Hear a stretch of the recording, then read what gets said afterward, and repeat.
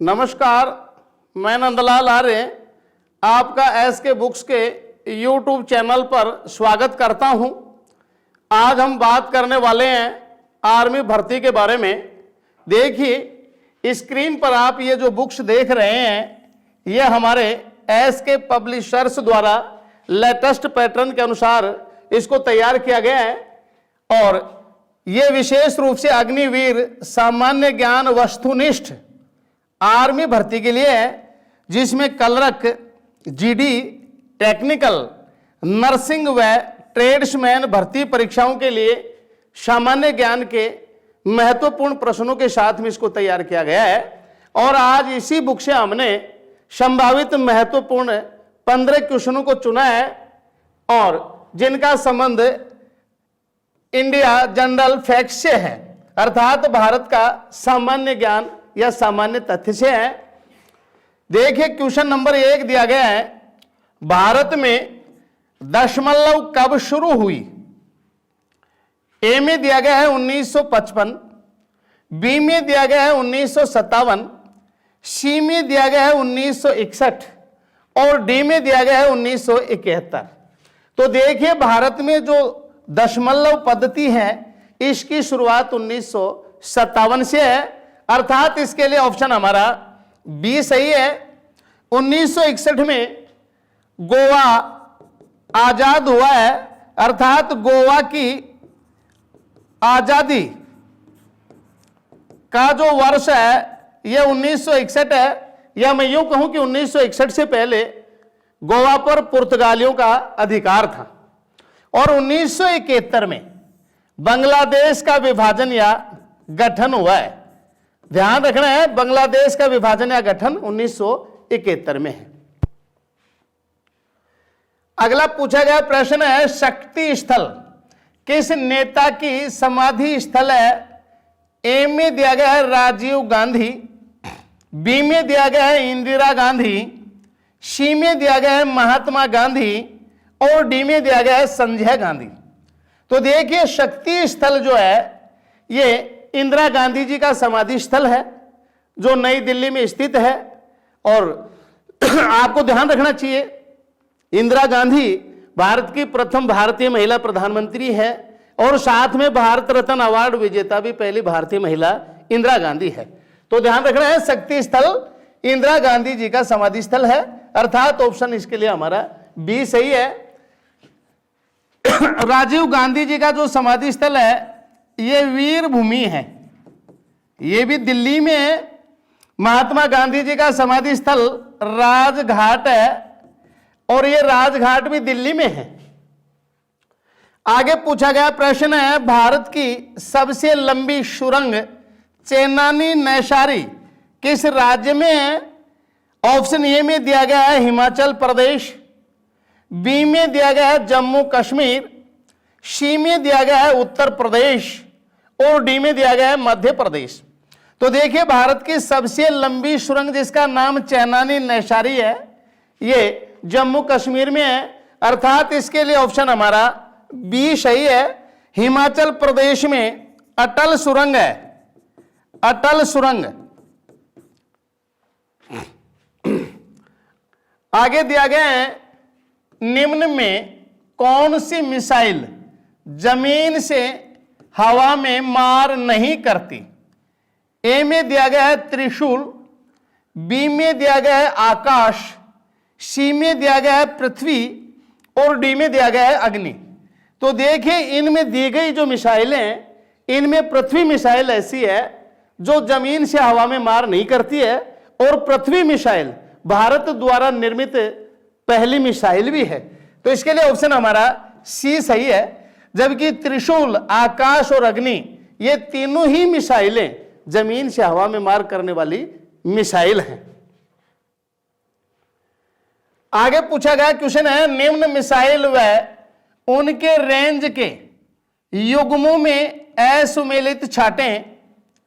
ए में दिया गया है अग्नि फर्स्ट 800 किलोमीटर, बी में दिया गया है अग्नि 2500 किलोमीटर, सी में दिया गया है ब्रह्मोस 2900 किलोमीटर, डी में दिया गया है आकाश 5 किलोमीटर।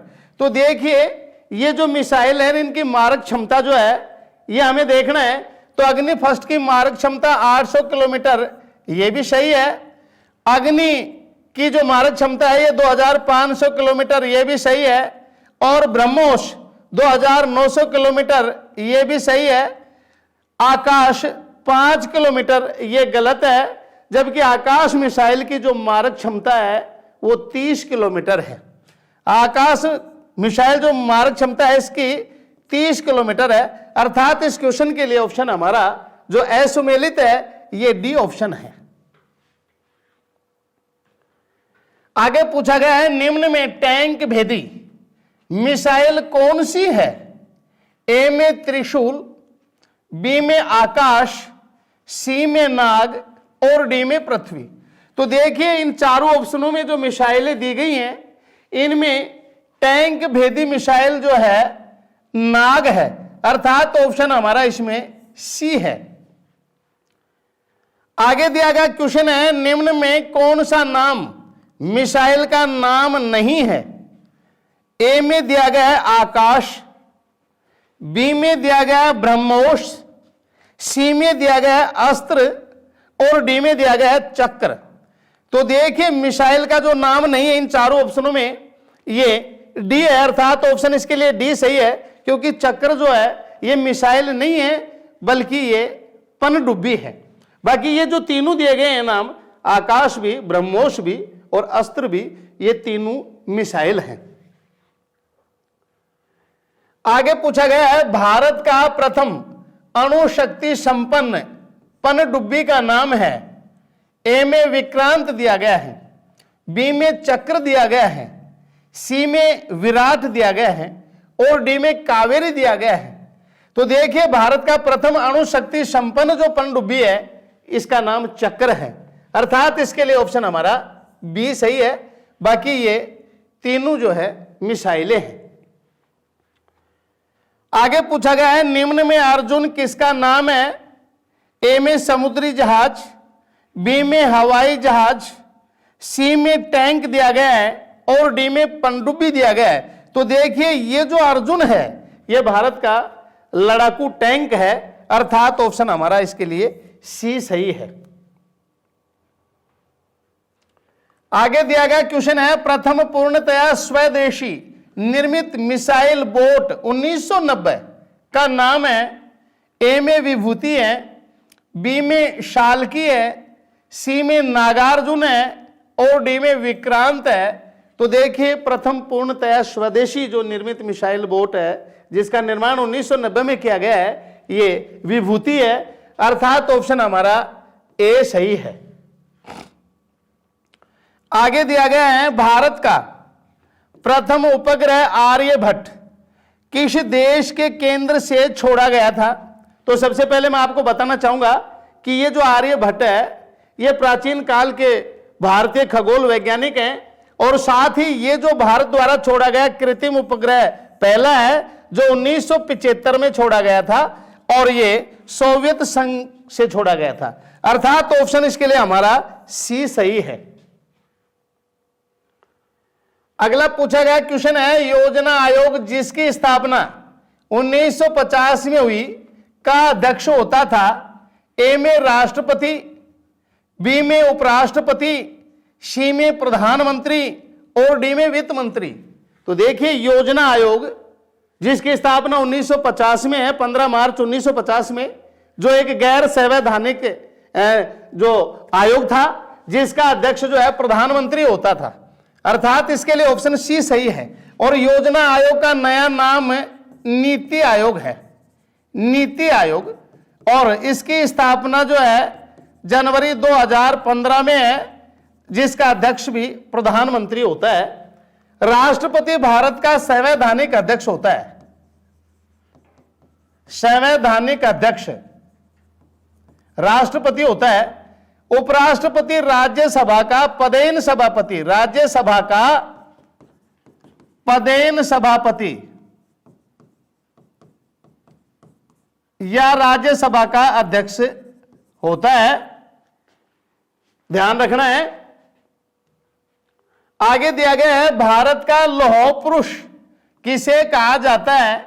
ए में सरदार पटेल को, बी में नेताजी सुभाष चंद्र बोस को, सी में लाला लाजपत राय जी को और डी में दादा भाई नौरोजी। तो देखिए भारत का लौह पुरुष, साथ में बिस्मार्क भी कहा जाता है सरदार पटेल को, अर्थात ऑप्शन हमारा ए सही है। ध्यान रखना है, सरदार पटेल को भारत का बिस्मार्क भी कहा जाता है। क्यों? क्योंकि जब देश आजाद हुआ तो आजादी के बाद में भारत में जो देशी रियासतें थी उनका एकीकरण करने का कार्य सरदार पटेल जी ने किया है, इसलिए इनको भारत का लौह पुरुष या बिस्मार्क भी कहा जाता है। सुभाष चंद्र बोस को नेताजी के उपनाम से जाना जाता है, तो फिर लाला लाजपत राय जी को शेर ए पंजाब, शेर ए पंजाब या पंजाब केसरी, पंजाब केसरी कहा जाता है लाला लाजपत राय जी को। दादा भाई नौरोजी भारत का वयोवृद्ध नेता, वयोवृद्ध नेता या भारत का ओल्ड मैन कहा जाता है दादा भाई नौरोजी को। आगे दिया गया है भारतीय अणु ऊर्जा का जनक कौन है?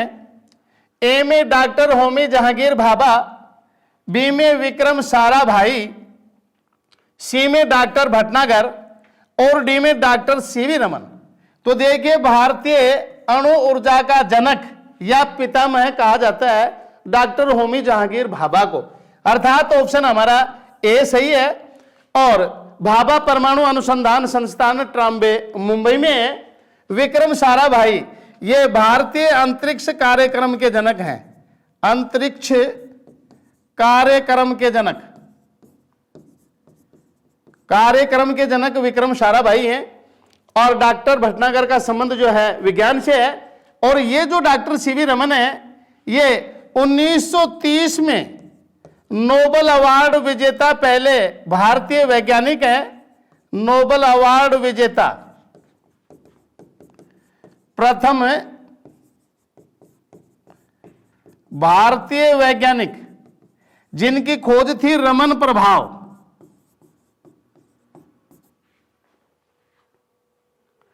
आगे दिया गया है भारतीय अंतरिक्ष अनुसंधान का जनक किसे कहा जाता है? ए में विक्रम साराभाई, बी में राकेश शर्मा, सी में आर्यभट्ट और डी में प्रोफेसर खुसरो। तो देखिए भारतीय अंतरिक्ष अनुसंधान का जनक डॉक्टर विक्रम साराभाई को कहा जाता है, अर्थात ऑप्शन हमारा ए सही है। और विक्रम साराभाई अंतरिक्ष अनुसंधान केंद्र तिरुवनंतपुरम केरल में है। राकेश शर्मा ये प्रथम भारतीय अंतरिक्ष यात्री हैं, प्रथम भारतीय अंतरिक्ष यात्री डॉक्टर राकेश शर्मा है स्क्वाड्रन लीडर। और आर्यभट्ट ये प्राचीन काल में भारत के प्रसिद्ध खगोल वैज्ञानिक थे, खगोल वैज्ञानिक। और इन्हीं के नाम पर भारत द्वारा छोड़ा गया 1975 में भारत का प्रथम कृत्रिम उपग्रह था। इस एग्जाम के लिए एस के बुक्स सभी शॉप्स पर और ऑनलाइन भी अवेलेबल है। अगर आप ऑनलाइन लेना चाहते हैं तो उसका लिंक डिस्क्रिप्शन बॉक्स में अवेलेबल है। इस चैनल पर हम इस भर्ती और अन्य सभी भर्तियों से संबंधित इंपॉर्टेंट जानकारी और स्टडी मटेरियल भी उपलब्ध कराते रहेंगे। तो इस वीडियो को लाइक कीजिए, चैनल को सब्सक्राइब कीजिए और अपने दोस्तों के साथ शेयर भी कीजिए। मिलते हैं अगले वीडियो में। जय हिंद।